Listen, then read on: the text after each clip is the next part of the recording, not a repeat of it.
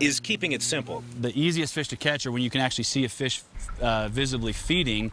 Right there on that edge, there's a fish sitting there, I'm 99% sure. So we're going to be kind of walking around and walking up and looking around rocks, seeing if we can actually see the fish, and you'll be surprised how close you can actually get to them sometimes, to where you only may need to make a 15, 20-foot cast, which most people are able to do. Today we're going to be primarily nymph fishing.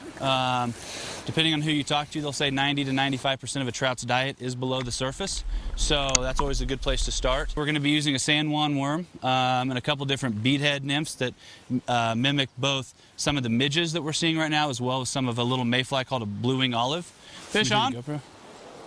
Nice. It's finding that right fish, and when you do, it's, you know, it's a pretty special experience. Assuming the resident browns and rainbows cooperate, these fish are finicky. If you don't make a perfect presentation, it's not going to happen. I don't think it's as much the angling pressure, because there's a lot of other rivers that also receive a lot of pressure, but they still have very catchable fish.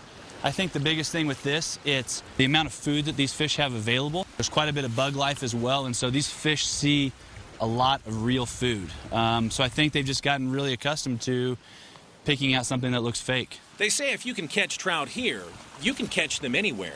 So what does a good day at Cheesman Canyon look like? If you get up into double digits here, you had a pretty good day. Beauty.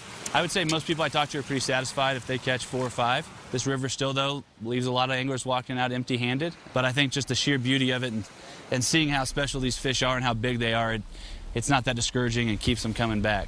How about that guy?